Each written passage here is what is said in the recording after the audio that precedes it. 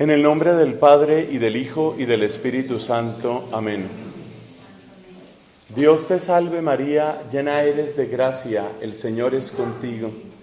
Bendita tú eres entre todas las mujeres, bendito es el fruto de tu vientre, Jesús.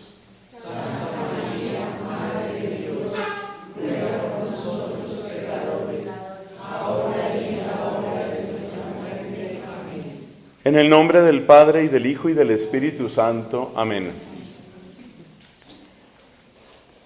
Una de las frases que repite con alguna frecuencia Catalina de Siena es esta: bien sabe Dios que el alma es primero imperfecta y después perfecta. Bien sabe Dios que el alma es primero imperfecta y luego perfecta. Lo que voy a compartir con ustedes, suplicando el auxilio del Espíritu Santo, es una reflexión exactamente sobre esa frase, que es la frase que declara la vida cristiana como un camino que podemos decir empieza más bien abajo y que está llamado a ascender. ¿Cómo describir ese camino? Hay dos palabras, una heredada del latín y otra heredada del griego, que nos ayudan a situar nuestro tema. El camino del cristiano está marcado por una palabra que es la providencia. Y esta palabra pues viene del latín. Videre en latín es ver, y la providencia es la capacidad de ver más adelante, ver lo que está adelante. La otra palabra tomada del griego es oikonomía, que da origen a la palabra economía. Nosotros asociamos la economía fundamentalmente con los bienes materiales y sobre todo con el dinero.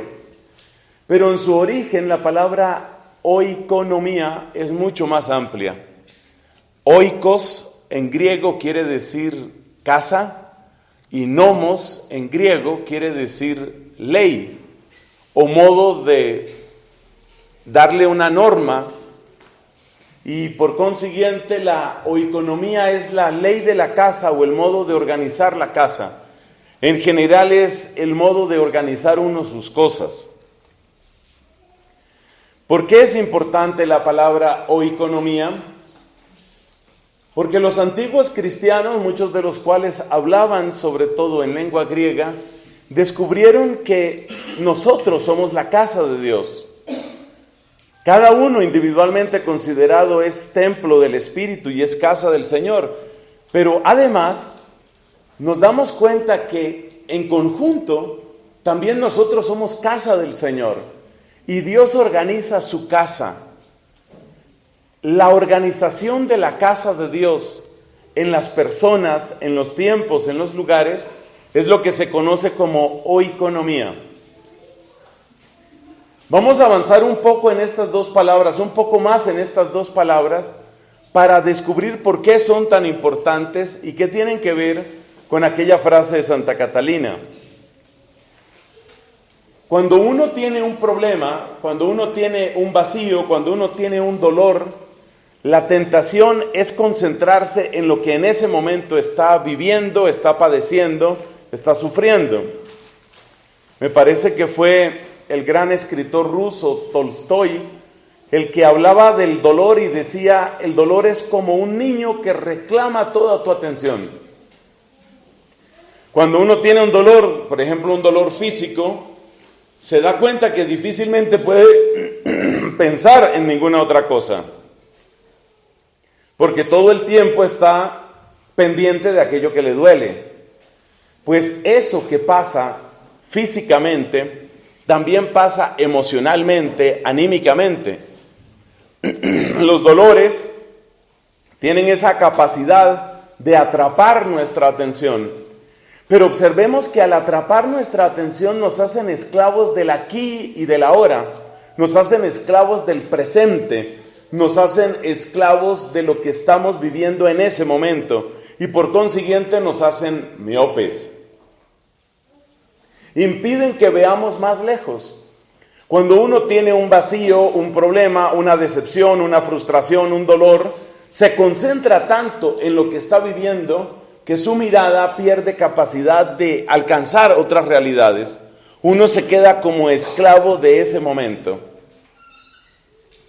La providencia, el mirar hacia adelante, es propio de Dios. Es decir, Dios es aquel cuya mirada nunca queda atrapada por las circunstancias.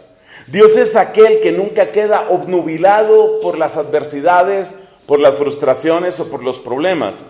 Pero la gran noticia es que no solamente Dios mira lejos, sino que en su mirada incluye también nuestro propio bien.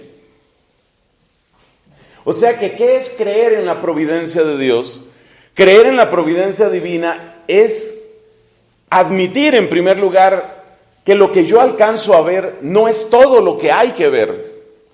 Creer en la providencia de Dios es caer en cuenta de que mi mirada es muy limitada. Limitada por mi cultura, limitada por mis pensamientos, mis preocupaciones, mis intereses, mis vacíos, probablemente mi edad, mis deseos.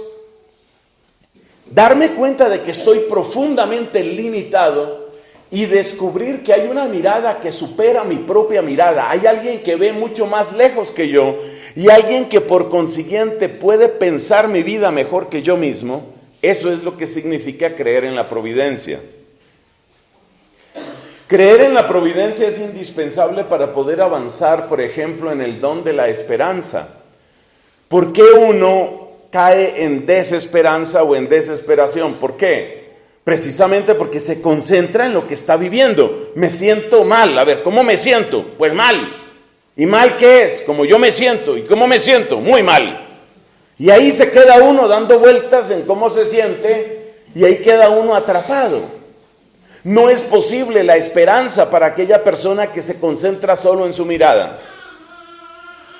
Para quien desee escribir esa frase le va a resultar muy útil. No es posible la esperanza para el que se fía solamente de sus ojos. Porque hay un momento en el que tus ojos no ven nada, sino todo oscuro.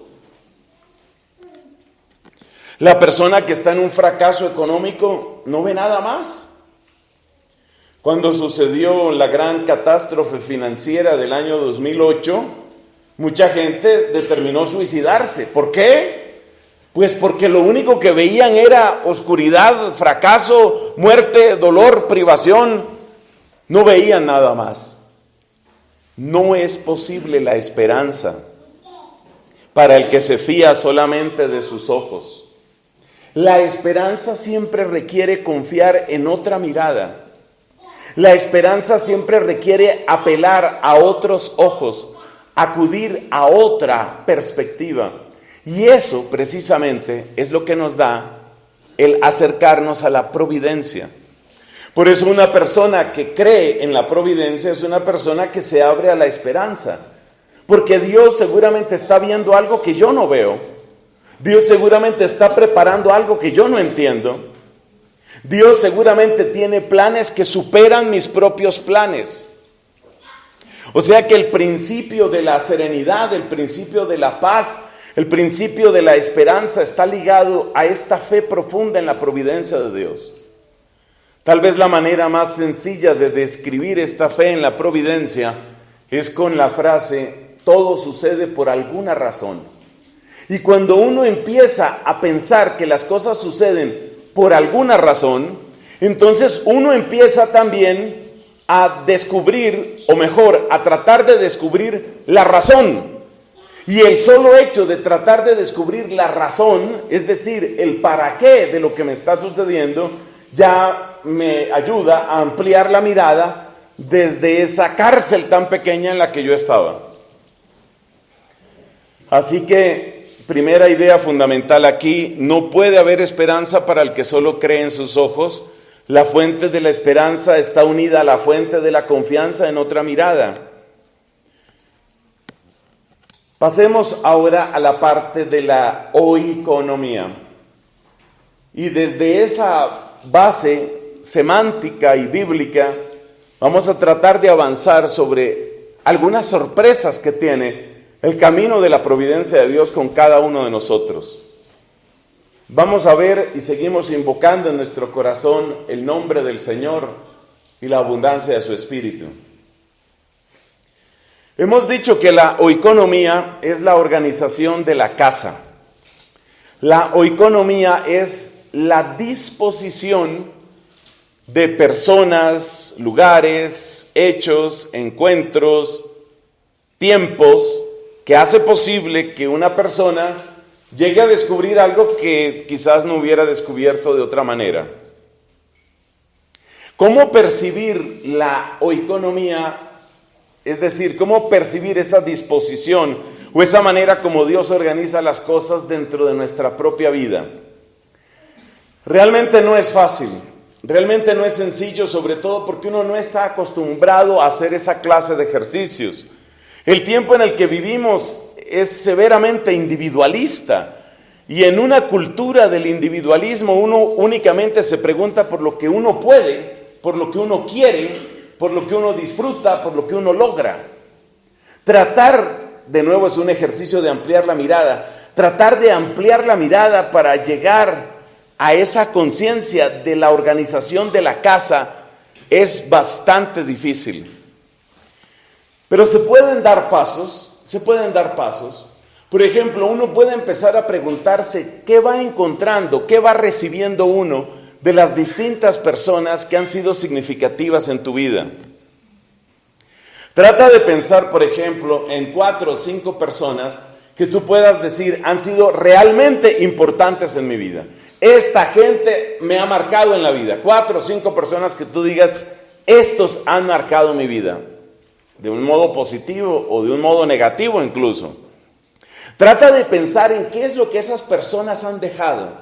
Trata de darle palabras a lo que tú has aprendido de esas personas. El ejercicio de darle palabras es clave porque Dios mismo nos visita a través de su palabra.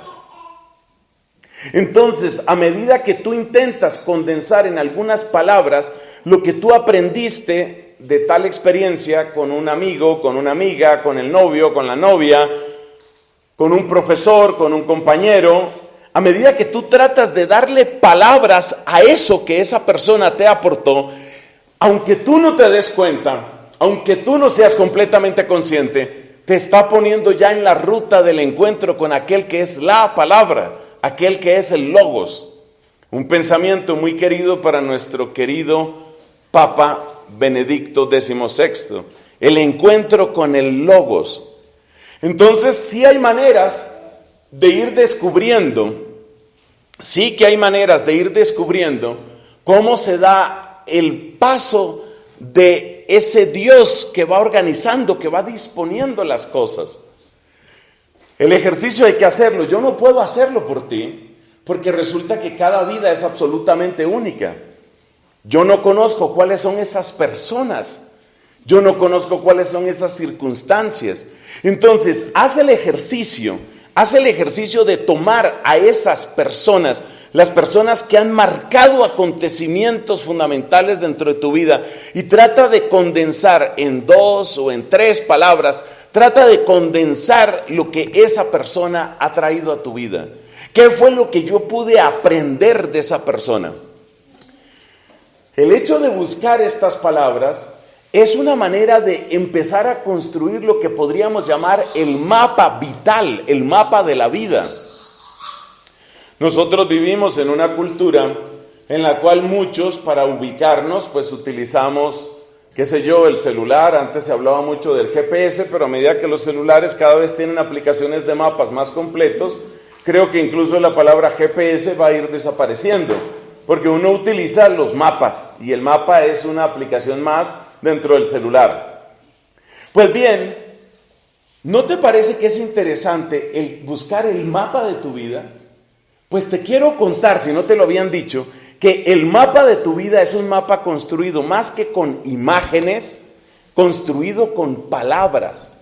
Y llegar a ese mapa llegar a ese mapa, empieza a ubicar dentro de tu historia quién has sido tú y qué te ha estado tratando de decir la vida. Oye, ese mensaje tan impresionante, ¿qué te ha estado tratando de decir la vida?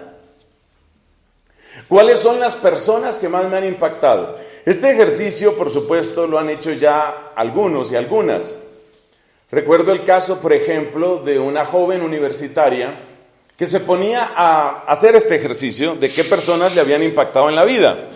Entonces ella mencionaba, por ejemplo, un vecino que puso una pequeña panadería ahí en el barrio donde ellos estaban, y mencionaba también una profesora con la característica de que esta profesora tenía una limitación de movimiento. Ella era una profesora de español, pero ella estaba en silla de ruedas. Y mencionaba también el caso de la mamá que quedó viuda a temprana edad, y a medida que iba buscando las palabras claves que describen lo que esa persona dejó en mi vida, se dio cuenta que lo que más le llamaba la atención de ese vecino que puso la panadería es la persistencia, la tenacidad, la capacidad de levantarse a pesar de las dificultades y luchar por lo que llamaríamos su sueño, luchar por lo suyo. Hoy se habla mucho de los emprendimientos, pues luchar por su emprendimiento hasta sacarlo adelante. ¿Y qué era lo que le llamaba la atención de aquella profesora de español? Pues que uno conoce muchas personas que tienen una limitación física, como puede ser la movilidad. Resulta que esta mujer tristemente había tenido un accidente y pues las cosas se dieron de un modo tan desafortunado que quedó parapléjica. Ustedes saben lo peligroso que es este tema de la columna, y si se dañan esos nervios, pues es muy difícil. Entonces esta profesora había quedado paralítica en su juventud, o había quedado parapléjica en su juventud, pero su limitación física no había sido un obstáculo para que ella sacara adelante una licenciatura y para que después sacara adelante un máster y para que ella fuera una gran profesora. Tenía una limitación ciertamente en su movimiento, pero el hecho de que tuviera una limitación física no había hecho de ella un fracaso, sino más bien había sido como un constante desafío que esa profesora había logrado vencer. Y luego se pone a pensar en la mamá, ¿y qué fue lo que aprendió de la mamá? Pues la mamá, ya dije, quedó viuda relativamente a temprana edad. Los hijos estaban todavía más o menos pequeños, y la mamá pues fue una luchadora, la mamá fue una mujer que no se dejó derrotar por las circunstancias. Bueno, cuando esta joven, la joven universitaria, se pone a hacer la lista de qué personas le habían impactado, yo creo que ustedes ya pueden ir viendo qué clase de conclusión ella sacaba. Ella se daba cuenta que de algún modo las personas que más habían impactado su vida eran las personas que no se habían dejado derrotar, las personas que en circunstancias adversas le habían puesto el pecho a las dificultades y habían seguido adelante a pesar de todo. Este ejercicio resultaba especialmente impactante para esta muchacha, porque resulta que el temperamento de ella más bien tendía a lo contrario. Era una de esas personas que ante el primer obstáculo ya empezaba a decir, no, parece que las cosas no se me dieron, parece que esto no va a salir, a mí todo me sale al revés, es que yo como que soy de malas. Y entonces fíjate, su manera de verse a sí misma era como, yo soy un fracaso caminando, a mí todas las cosas me salen mal, pero el mensaje que la vida... Los que somos creyentes sabemos que detrás de eso de la vida, quien está es realmente el Señor. El mensaje que la vida le estaba dando era, oye, sí se puede salir adelante, sí se puede seguir, no tienes por qué darte por vencida, sí puedes avanzar.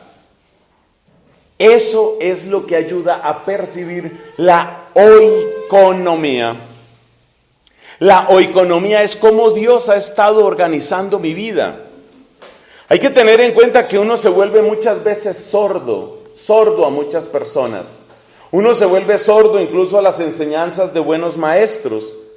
Pero los verdaderamente sabios no solamente aprenden de los buenos maestros, sino que aprenden de los malos maestros y aprenden incluso de los enemigos. Hay un libro que se ha vuelto muy famoso, uno de los libros más publicados y leídos en la historia de la humanidad, que se llama El arte de la guerra. Ese libro es muy famoso hoy, por ejemplo, en el mundo empresarial, porque lo utilizan mucho precisamente para hablar en términos de que finalmente, pues también el proceso de venta es como una especie de victoria y usted tiene que vencer las resistencias. En fin, se utiliza la filosofía de ese libro llamado El arte de la guerra. Y una de las grandes enseñanzas de esa obra, no quiere decir que yo la recomiende de una manera irrestricta, pero una de las recomendaciones de ese libro es: lo mejor que usted puede hacer frente a un enemigo es aprender del enemigo. Cuando una persona le caiga mal a usted, cuando una persona realmente usted la detesta, no se quede en el sentimiento, no se quede en la emoción, no se quede simplemente en que, ay, es que no puedo con esa persona. No se quede ahí, pregúntese exactamente qué es lo que le fastidia, pregúntese qué es exactamente, en qué es fuerte esa persona. El libro El arte de la guerra pertenece a la antigua cultura imperial china y ciertamente muchas de las enseñanzas que se recogen ahí tienen que ver pues con batallas y tienen que ver, como lo indica el nombre, con guerras. Pero es que también nosotros tenemos nuestras propias guerras. No nos interesa tanto vencer países o vencer ejércitos, nos interesa vencer defectos, nos interesa vencernos a nosotros mismos y nos interesa vencer las dificultades. Probablemente esos son nuestros enemigos. Y es hermoso ver que uno puede aplicar esa clase de cosas. Y de nuevo la metodología propuesta, de nuevo la estrategia propuesta es ¿cuál? La estrategia propuesta es aprende de tu enemigo. Hay que aprender de ese que te ha vencido, incluso del que te ha vencido. ¿Por qué me venció? ¿Por qué esa persona se supone que logró lo que yo no había logrado? De nuevo, y aquí viene a mi memoria el Papa Benedicto, de nuevo, a medida que nos hacemos esa clase de preguntas, aún sin darnos cuenta, estamos avanzando en la ruta del logos. Entonces, para avanzar en la ruta de la providencia, conviene que uno examine lo que le está pasando y aprenda a mirar más allá de sus circunstancias inmediatas. En ese sentido está el tema de la confianza, y para nosotros los creyentes eso significa lo que dice el apóstol San Pedro: arrojad en el Señor todas vuestras preocupaciones. Y para el tema de la oikonomía, lo que hay que hacer es preguntas: ¿qué me ha dejado esta persona? ¿Qué he aprendido de esta persona? Y sobre todo, ¿qué mensaje me está dando la vida con todo esto? Mira, yo te aseguro una cosa: si la gente hiciera más esta clase de ejercicios, pues entonces no sucedería lo que dice el famoso canto o la famosa canción: tropecé otra vez y con la misma piedra. Precisamente tropezamos con la misma piedra, recaemos en los mismos vicios, las parejas repiten sus peleas. Es que es desesperante. Hay parejas que pelean hoy, pero en el fondo es la continuación de la pelea que tuvieron hace 2 meses, que es la continuación de la pelea que tuvieron hace 6 meses, que es la continuación de la discusión que tuvieron cuando eran novios, que es la discusión de cuando estaban en el jardín infantil. Es decir, repetimos las mismas peleas. No aprendemos, y no aprendemos porque no nos hacemos preguntas. Hay que hacerse preguntas. ¿Qué puedo aprender yo de esto? Bueno, ahí termina la parte de nuestra introducción. Esa era solo la introducción. La introducción se llama providencia y oikonomía.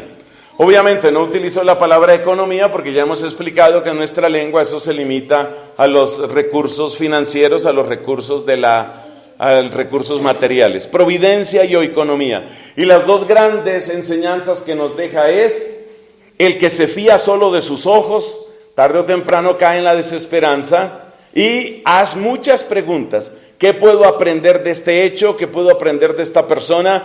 ¿Qué puedo aprender de los que yo admiro? ¿Qué puedo aprender de los que me han vencido? ¿Qué puedo aprender de los enemigos? Yo mismo practico esto, digo aquí entre paréntesis y de un modo autobiográfico y breve. Yo mismo practico esto. No me paso el día en esa actividad, pero de vez en cuando miro el tipo de reproches el tipo de ataques, el tipo de argumentos que presentan los que son adversos a la fe, adversos a Cristo. Me doy cuenta qué clase de lenguaje utilizan. Me doy cuenta cómo tratan de capitalizar cualquier oportunidad para atacar lo que ellos creen que debe ser atacado. Así, por ejemplo, con motivo de estos acontecimientos en la arquidiócesis de Cali, de inmediato todos los enemigos de la iglesia han tomado sus posiciones para ver cómo capitalizar al máximo ese acontecimiento, destruyendo la imagen de la iglesia, desacreditando la iglesia, entre otras cosas porque es muy barato y bastante rentable atacar a la iglesia si uno no cree en Dios o si uno tiene una agenda política diferente.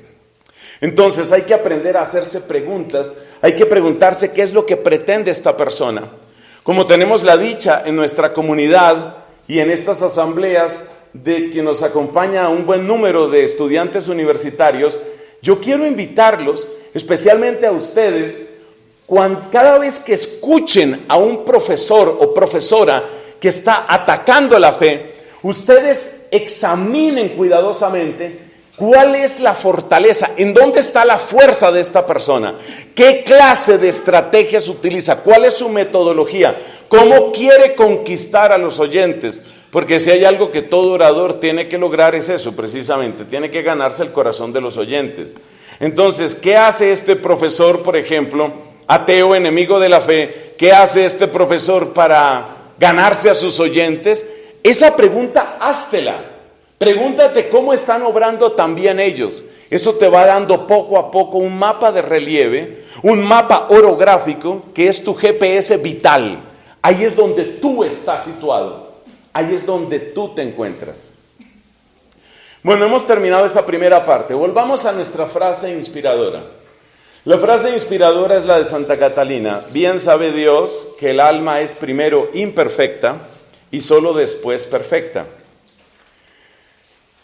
Lo maravilloso que tiene esto es descubrir que Dios tolera esas imperfecciones y a la vez trabaja en ellas.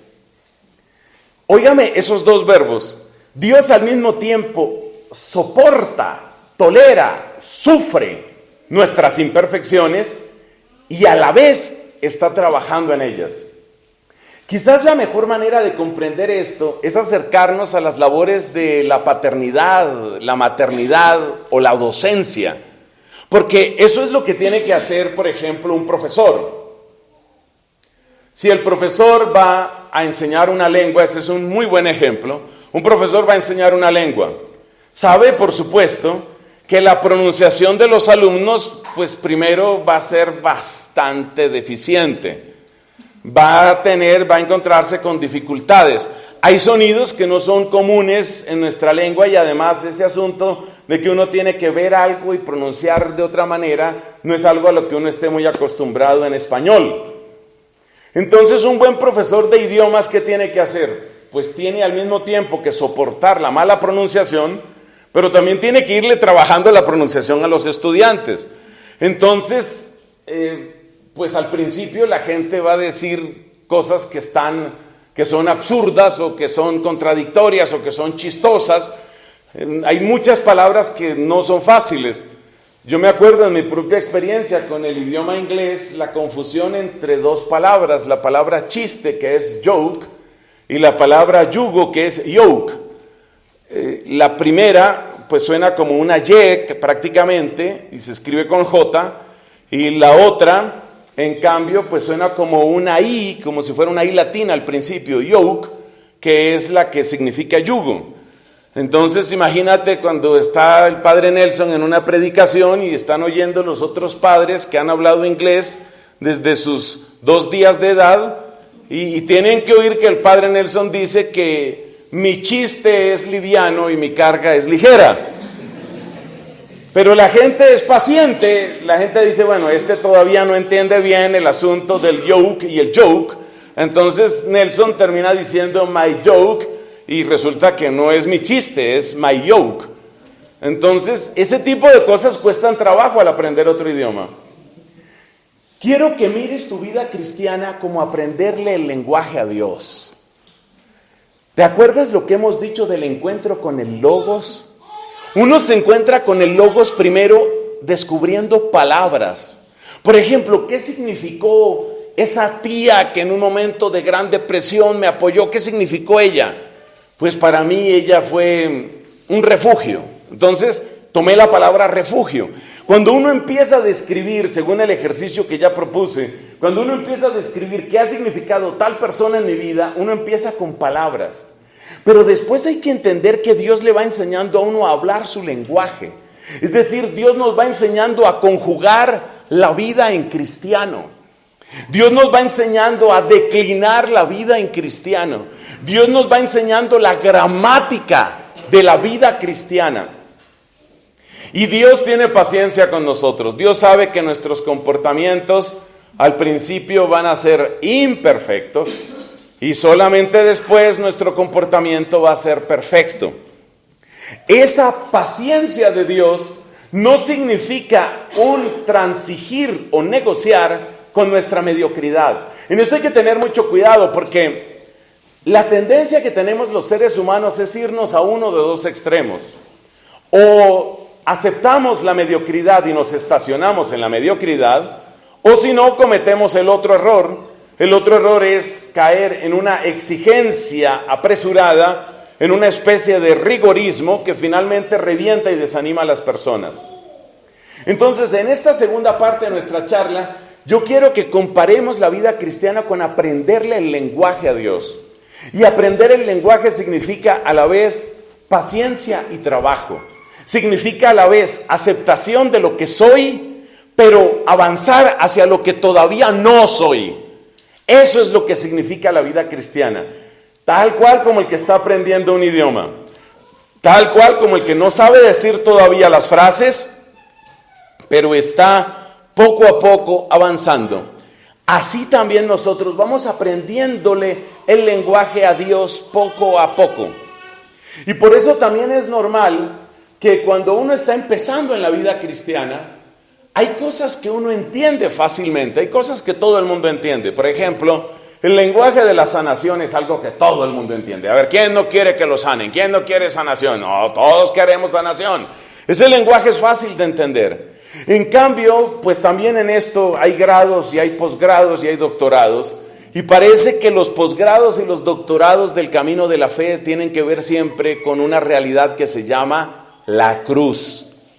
Y uno no entiende al principio cuando le dicen, no, mira, es que la penitencia es necesaria. No, ¿qué penitencia? ¿Qué más penitencia que montarse uno en un Transmilenio? ¿Qué más penitencia que eso? ¿Qué más penitencia que madrugar? ¿Qué más penitencia que aguantar hambre? ¿Qué más penitencia? No, señor. No has entendido nada. Pero es necesario tener paciencia para darse cuenta que no lo voy a entender todo en este momento. Hay cosas que no voy a entender en este momento. Hay cosas que voy a entender después. Normalmente las cosas que uno no va a entender en el momento son aquellas que suponen contradecir lo que todo el mundo dice. Hay cosas que uno no va a entender inmediatamente. Entonces, cuando una persona lleva años y años y años pensando que lo normal en una relación de noviazgo es, pues, sexo, lo normal, lo que todo el mundo hace, lo normal, somos novios, tenemos sexo, lo normal. Después de años de estar en esas, llega un momento en el que le dicen, no, es que ese no es el plan de Dios para el noviazgo, es que el noviazgo es preparación para el matrimonio. Es conocimiento para el matrimonio y la mejor manera de conocerse dentro de una lógica de respeto es siempre con la ropa puesta. Pues no me gusta eso, no me convence, no creo que sea, creo que la iglesia es una institución represiva, creo que esos son rezagos de la Edad Media, curas hipócritas, claro, ellos, quién sabe cómo vivirán. Esa manera de hablar, lo único que hace es retrasar tu proceso. En vez de ponerte a echar toda esa, palabra respetuosa, babaza, fue lo más respetuoso que me salió. En vez de echar por la boca toda esa babaza en contra de la iglesia, en contra de Cristo, es mucho más lógico, mucho más lógico. Es mucho más caritativo contigo que tú tomes la siguiente actitud. Esto, yo de momento no lo entiendo, pero hay gente realmente muy buena, como son en primer lugar los santos, y por ahí unas cuantas personas buenas que uno se encuentra en comunidades como estas. Hay gente muy buena que yo veo que va por ese camino. Entonces, pues, yo no entiendo esto, pero bueno, está bien, lo acepto. Por hacer una comparación absolutamente tonta e infantil, es lo mismo que sucede cuando uno tiene que viajar a otra cultura y esa gente tiene una pésima costumbre que es medir todo en grados Fahrenheit. ¿Por qué no dicen claramente 13 grados centígrados, 19 grados? No, estábamos a una temperatura de 68. Y uno todo el tiempo 68 menos 32, 36, dividido sobre 9, 4 por 5, 20. Estamos a 20 grados centígrados. ¿Por qué no hablan claro? Entonces uno tiene que entender, óigame esta frase, uno tiene que entender que no lo va a entender todo.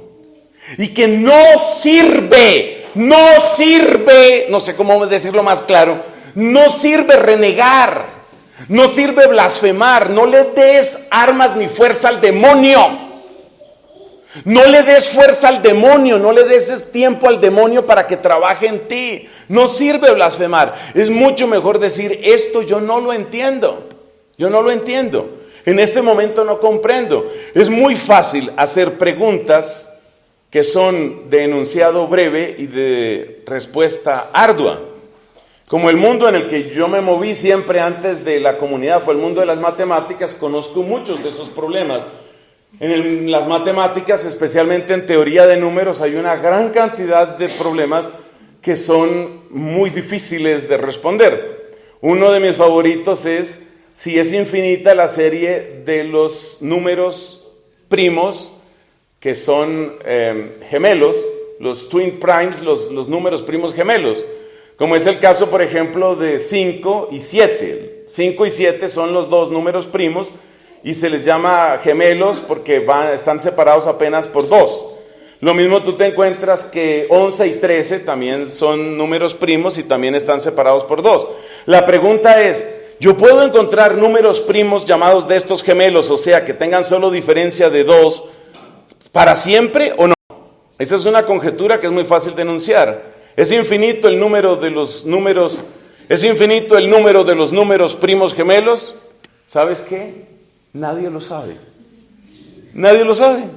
Eso se llama la conjetura de Goldbach y nadie sabe la respuesta. Nadie tiene ni idea de eso. Lo han intentado cerebros potentísimos, inteligencias portentosas, y nadie sabe si la conjetura de Goldbach es cierta o no es cierta. Bueno, si eso pasa en la matemática, lo mismo pasa en muchas otras cosas. Lo mismo pasa también en la Biblia. Es muy fácil hacer preguntas difíciles en la Biblia. Por ejemplo, y esto sucede con las mentes inquietas, algunas de las cuales suelen venir a nuestra asamblea. Por ejemplo, una pregunta así sencillita. Bueno, ¿y Jesús por qué no se le apareció primero a la Virgen cuando resucitó? A ver, ¿por qué se le aparece a María Magdalena, se aparece a los apóstoles? Bueno, ¿y qué pasó? ¿Y la Virgen qué pasó? ¿No era la mamá? ¿Por qué maltrató a la mamá? Y hablando de maltratos a la mamá, ¿qué quiere decir que en las bodas de Caná Jesús le dice a la Virgen, mujer, a ti y a mí, ¿qué? Cuando María le dice, no tienen vino, Jesús responde, mujer, a ti y a mí, ¿qué? ¿No fue eso una grosería de Cristo con la Virgen? Y hablando de Cristo y la Virgen, ¿por qué en la cruz no le dice María, sino que le dice mujer? Ahí tienes a tu hijo. ¿Por qué le dice mujer? Son muchísimas preguntas. Enunciar preguntas difíciles es muy fácil, pero es que lo mismo pasa en todos los campos del conocimiento. Leí no hace mucho que con los mejores supercomputadores que tenemos hoy, la franja de predicción del clima no alcanza las 72 horas. Es decir, no hay una predicción fiable del clima en ninguna parte del mundo que supere 72 horas, ni siquiera utilizando los más rápidos y potentes computadores que tenemos hoy. O sea que nadie puede responder con absoluta certeza de aquí a 4 días ¿Lloverá en Bogotá? Nadie lo puede responder con absoluta certeza. Entonces, volvemos a nuestro tema. El alma es primero imperfecta y luego perfecta. Eso quiere decir, por favor, aprende a tener paciencia contigo mismo y aprende a tener paciencia con tu propio proceso. Las cosas no las vas a entender todas. No las vas a entender todas de una vez. Todas las curvas elípticas son modulares, ¿sí o no? Si tú entras a estudiar, efectivamente sí, eso fue demostrado muy bien, felicitaciones. Eso fue demostrado hace menos de 10 años que todas las curvas elípticas son modulares, lo cual fue muy importante en la demostración del último teorema de Fermat. Entonces, si yo entro a estudiar matemáticas y a la primera semana quiero entender si todas las curvas elípticas son modulares, te aseguro que no lo voy a lograr. Entonces, ¿el mensaje cuál es? Ten paciencia contigo, ten paciencia con tu proceso, ten paciencia con tu camino, ten paciencia. Porque lo mismo va a suceder con la oración. Es que yo cuando oraba me sentía bien, pero hace como 2 semanas oro y no sé, no siento nada, es como un tedio, como un arrepentimiento. Es parte del proceso, es parte del proceso. Parte del proceso es que tienes que pasar por esas experiencias de cierta soledad, de cierto desierto, de cierta dificultad. Es importante que pases por esas experiencias, porque esas experiencias te hacen crecer. Aprende a tener paciencia contigo. Es normal que eso te suceda. Es normal que te cueste trabajo orar. Es normal. Claro, hay que ayudarse, entonces uno busca que si liturgia de las horas, cada persona tiene que ir buscando cuál es su camino, qué devociones, qué salmos, que si el rosario, que si el Vía Crucis, cada uno tendrá que ir buscando. Pero es normal que eso te suceda, es normal que te cueste trabajo, es normal, sobre todo cuando te acabas de convertir, es normal que de muchas maneras el enemigo malo te tienda trampas. Muchas personas se desconciertan cuando se acaban de convertir. Porque se acaban de convertir y dicen, no, pues yo siempre fui, mire, yo tuve todos los defectos del mundo, pero yo siempre fui muy fiel a mi señora. Hice un retiro espiritual buenísimo y ahora descubro que hay mucha mujer hermosa suelta por este mundo. Ahora sí resulta que me gustan todas. Entonces, ¿por qué me pasa esto? ¿Y por qué hay tanta tentación? ¿Y por qué hay tanta dificultad? Otros dicen, mis finanzas iban bien, me convertí y mire, me quedé sin trabajo, salieron los de las deudas, entraron y me robaron, me orinó un perro, es decir, todo ha pasado.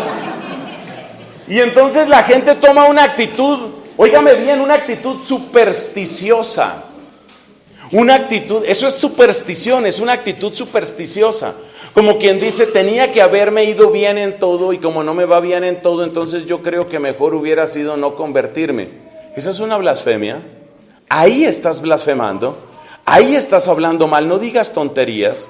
Entonces esa es la importancia de la palabra ¿qué? La palabra paciencia. Ten paciencia contigo. Por favor, las parejas, aprendan a tener paciencia los unos con los otros. ¿Cuál es la manera que utiliza el demonio cuando en una familia alguien se convierte? Esta estrategia típica del demonio cuando en una familia alguien empieza, porque normalmente en las familias la conversión entra por una persona. Se convierte esa persona, le da un sí a Jesucristo. ¿Cuál es la estrategia típica del demonio? Todos en la casa andan con una lupa de este tamaño, esperando que se equivoque el convertido. Esperando que se equivoque. Y apenas comete un error, por ejemplo, empieza su almuerzo y no bendijo los alimentos. ¡No, que se convirtió!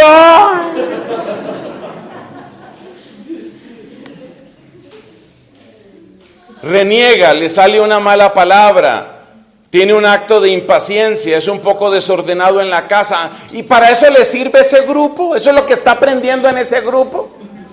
Eso es lo que le enseña la señora esa, ¿cómo es que se llama? Lina, ¿cómo es que se llama? Esa es estrategia del demonio para separarlo a usted. Entonces usted tiene que saber que esas cosas van a suceder. Pero cuando les digan eso, usted ha de responder con un tono serio y sereno, tipo Kung Fu. Cuando le digan eso, usted levante la mirada y diga, Bien enseña nuestra madre Catalina, el alma es primero imperfecta y luego perfecta. Es que es verdad, es que eso lo utiliza el enemigo, pero es para eso, para echarte de para atrás. Para echarte de para atrás. A mí no se me olvida lo que dice la carta a los Colosenses capítulo 1. Dios nos ha arrancado del dominio de las tinieblas. Y las tinieblas no están nada contentas con eso. Hay una conversión de la que se sigue vengando el demonio 2000 años después de que sucedió. Es la conversión de María Magdalena. María Magdalena era de las presas que el demonio sentía mucho más segura. La Biblia describe la situación de esta pobre mujer diciendo, estaba poseída por 7 demonios, que en el lenguaje bíblico significa estaba completamente en las tinieblas, estaba completamente en las garras del demonio. Pero el poder del amor de Jesús, el poder de la palabra de Jesús, el poder del Espíritu de Jesús sacó la presa de las fauces mismas del demonio, según aquello que dice también el Salmo. Hemos salvado la vida como un pájaro de la trampa del cazador. La trampa se rompió y escapamos. Pero el cazador, que es Satanás, no se quiere quedar tranquilo. Y por eso lleva siglos vengándose de la conversión de María Magdalena. ¿Ustedes alguna vez se han preguntado por qué hay tantas calumnias y blasfemias contra María Magdalena, incluyendo esa obra asquerosa llamada El Código de Da Vinci? Obra a la cual algunos le dieron dinero, arrepiéntanse del dinero que le dieron pagando por una boleta de cine o comprando esa obra. Arrepiéntanse de eso porque le dieron dinero a los enemigos de la fe. Pues bien, el Código de Da Vinci y muchísimas otras obras son expresión de la venganza del demonio que no termina de resignarse de que se le haya ido una presa que él consideraba la más segura de todas. Qué importante eso. Entonces uno tiene que saber que el combate es normal, uno tiene que saber que la lucha es normal y que la imperfección es parte del camino. ¿Ustedes creen que el enemigo malo está muy feliz, por ejemplo, con que haya jóvenes universitarios que están viviendo su alegría de fe cristiana, su generosidad en el trabajo por Cristo? ¿Ustedes creen que eso hace feliz al demonio? Cuando muchas veces son precisamente las presas más sabrosas, las más deliciosas, la carne de los jóvenes. Esa carne le deleita a Satanás. Lograr hundir sus fauces, hundir sus garras, hundir sus colmillos en carne de niños y de jóvenes. Es un deleite supremo para Satanás porque bien sabe que los pecados que se adquieren en la juventud difícilmente se sueltan después en la edad adulta. Entonces, ¿qué pasa? Que en una asamblea como esta, en un grupo como este, continuamente estamos predicándole santidad a la gente. A todos estos jóvenes que tenemos aquí cerca, dormidos o despiertos, a todos nosotros les predicamos la conversión y les predicamos la santidad.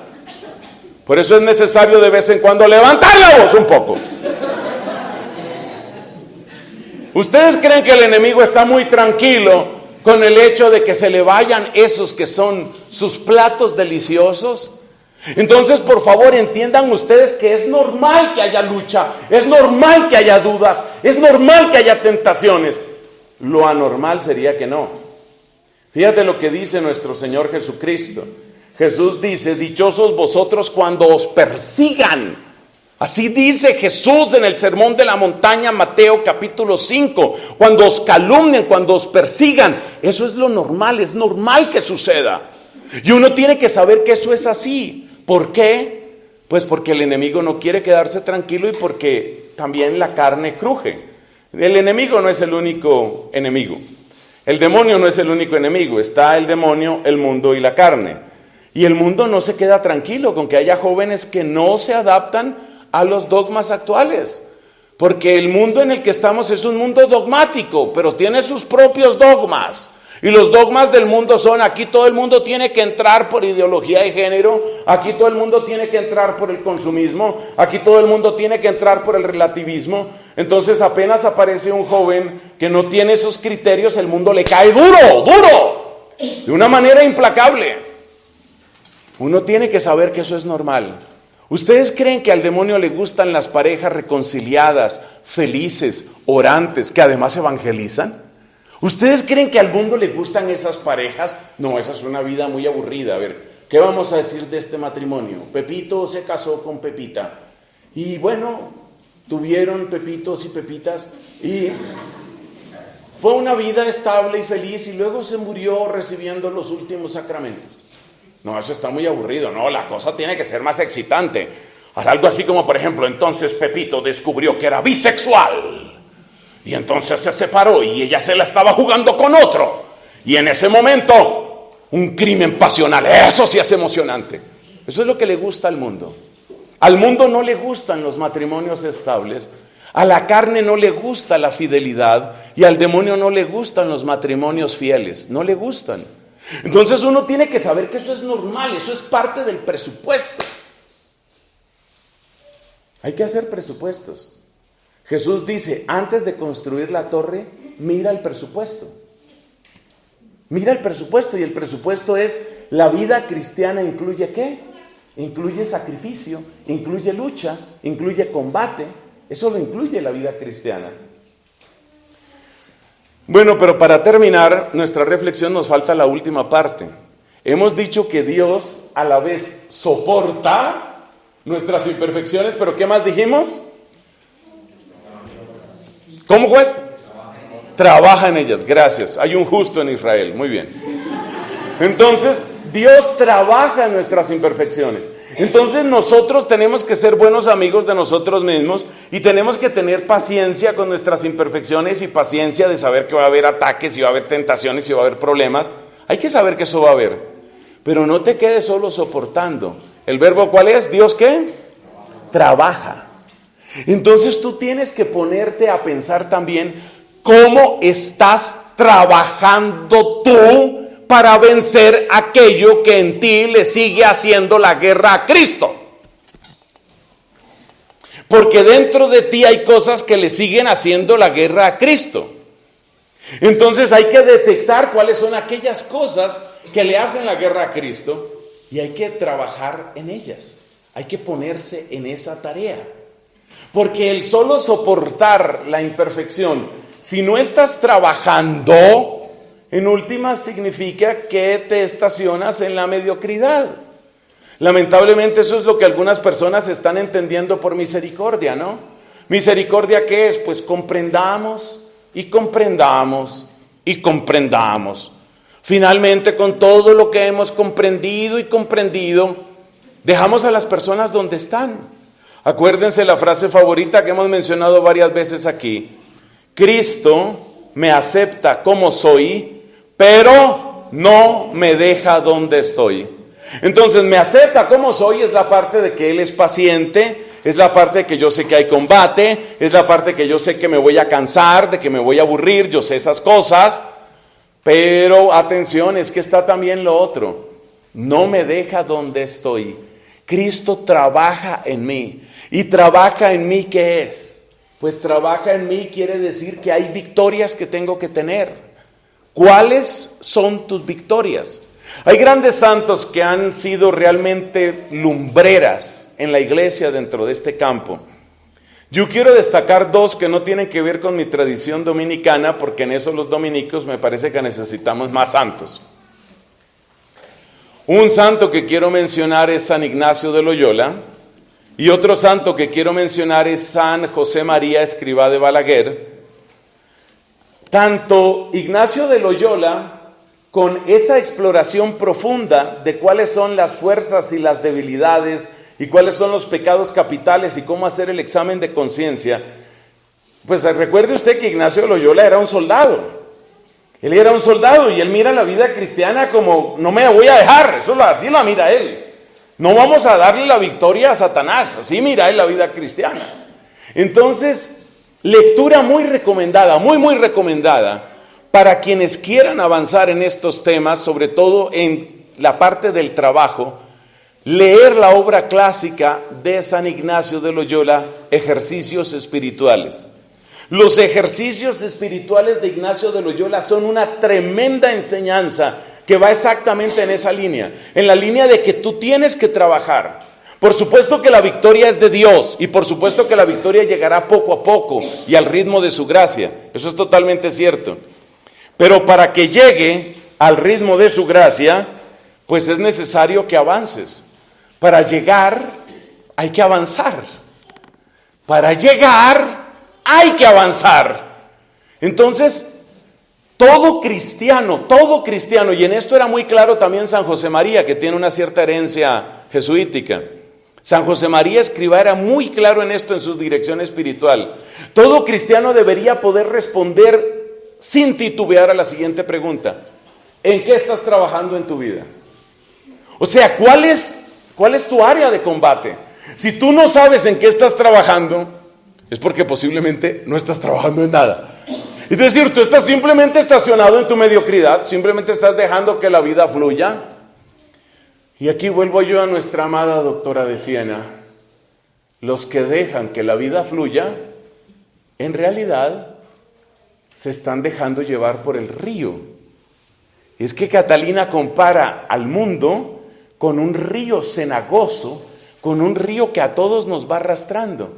Entonces, si tú no estás haciendo tu tarea, si tú no estás batallando contra la corriente, si tú no estás venciendo, es porque te están venciendo.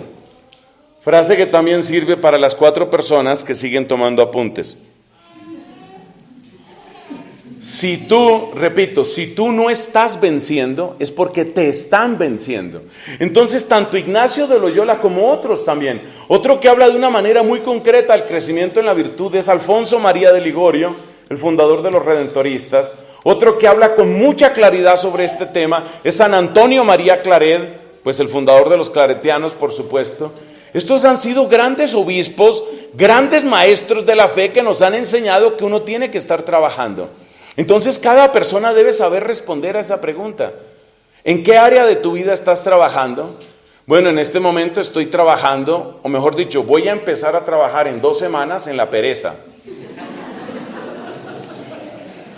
No, a ver, así no es. Así no es. Eso de que en tanto tiempo empiezo con la pereza, no. Entonces, cada cristiano debería poder responder a esa pregunta. ¿En qué estás trabajando?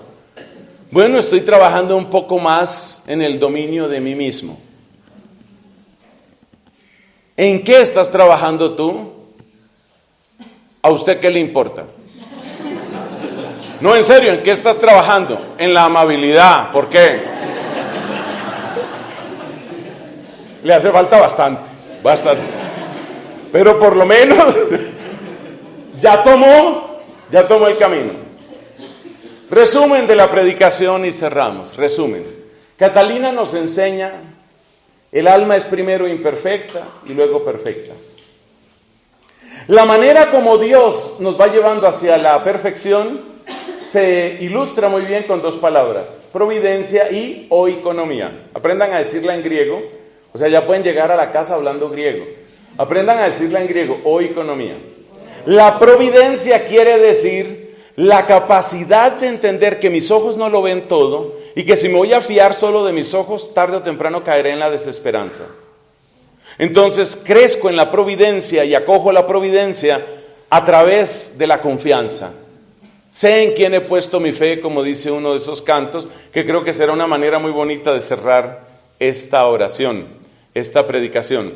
Y luego, la oikonomía es la organización de la casa. Pero ¿cómo puedo saber yo cómo está organizando Dios mi casa? Lo sé a través de preguntas. Las preguntas son: ¿qué he aprendido de estas personas? ¿Qué he aprendido de estas circunstancias? Y ahí voy obteniendo el GPS tridimensional, el mapa tridimensional que me ubica donde estoy yo. Después de eso hemos comentado que así como Dios es paciente con nosotros, pero sigue trabajando en nosotros, también nosotros tenemos que aprender a ser pacientes con nosotros mismos y con los demás, por supuesto. Pero hoy nos hemos centrado más en el proceso de cada persona. Hay que saber ser pacientes con nosotros mismos, entendiendo que los defectos no se vencen automática ni instantáneamente, y entendiendo que las tentaciones siempre estarán ahí, porque el enemigo malo no está feliz con tu conversión. El enemigo malo no está feliz con que tu familia sea hermosa.